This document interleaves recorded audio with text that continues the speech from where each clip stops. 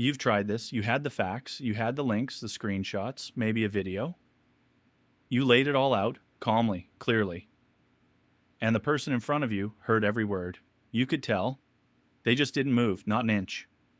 And somewhere in the middle of that conversation, you got the feeling you weren't talking to a person at all. You were talking to a wall.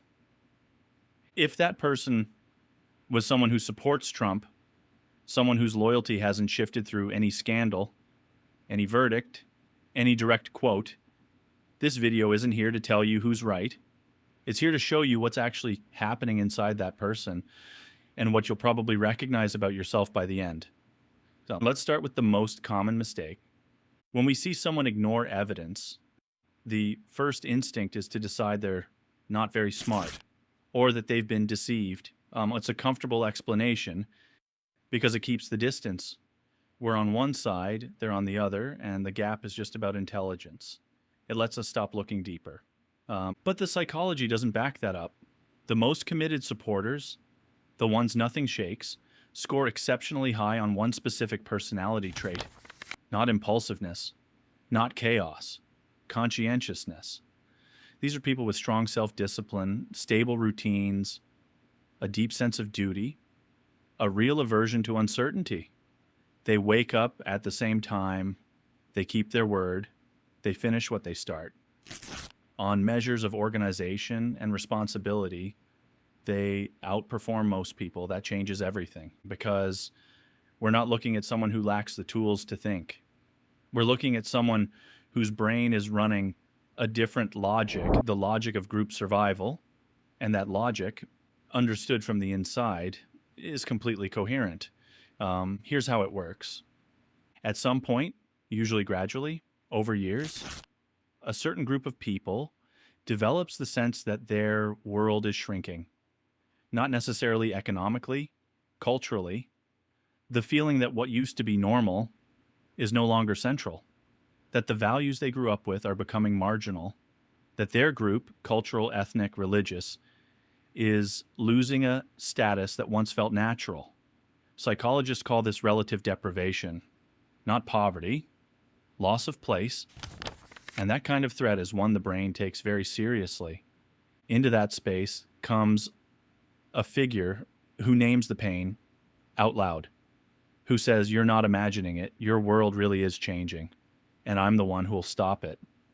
Doesn't have to be smart, doesn't have to be moral, just needs to be strong, and ours. And here's where something important happens. The choice stops being about politics. It becomes about identity. When a leader stops being a candidate and becomes a symbol of your group, the neural mechanism shifts. An attack on the leader is no longer received as information. It's received as an attack on you. The brain responds literally. The part of the brain that detects threats, the amygdala, can't tell the difference. It doesn't know whether this is physical danger or someone showing you an uncomfortable fact. It responds to an identity threat the same way it would respond to a predator. The body tightens. Thinking narrows. Every available resource goes into defense, not analysis. In that state, a fact, any fact, even a video, even a signed document, isn't processed as information. It's processed as a weapon from the enemy. You're not being given data, you're being attacked. And the brain is looking for a counterstrike, not the truth. That's why you felt it. The more evidence you brought, the harder the wall got. You weren't wrong about that. You just didn't know you weren't bringing arguments. You were bringing ammunition into someone else's defense. That's not weakness. It's an ancient survival system, switched on in the wrong context. But the story doesn't stop there, because what happens next is even more interesting. When a committed supporter came face to face with undeniable evidence, court documents, direct quotes, the impeachment proceedings, the first thing that should have fired was cognitive dissonance. That painful internal state when reality doesn't match belief, the brain experiences it as literal discomfort, and it has two paths: revise the belief or revise what counts as reality. Some people take the second path, not out of laziness, because the first one costs too much, admitting you were wrong about someone who became part of your identity, that's neurologically experienced as destroying a part of yourself, not metaphorically, literally, as loss. So the brain produces defensive moves, whataboutism, distrust of sources, shifting from the facts to the motives of whoever's making the accusation. This isn't rationalization in the everyday sense. It's an emergency system. And there's one more layer that most people miss entirely. Over the years, some supporters quietly shifted the criteria itself. There was a time when the question was, is this leader honest? Does he meet certain moral standards? Then, gradually, that criterion disappeared. Not because people became immoral, because the brain, protecting group identity, quietly rewrote the rules.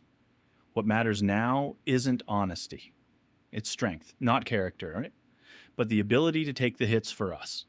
That's not hypocrisy. That's how the psyche adapts when it perceives a survival threat. Values shift in response to perceived danger, and that's what makes dialogue nearly impossible, not because these people can't be heard, but because you're now speaking from entirely different frameworks. Here's what matters most, and it's the reason this was worth watching to the end.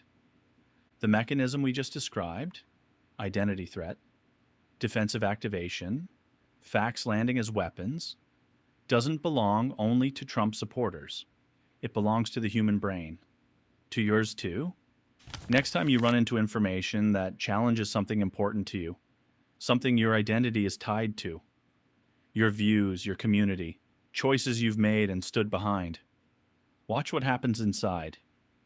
Will you try to understand the new reality, or will your brain immediately start looking for why the source is unreliable, why this person has bad motives, why this particular thing doesn't count? That's not an accusation. That's just how we're built. The wall you felt in that conversation, it was real, but it wasn't made of stupidity. It was made of the same material as your own.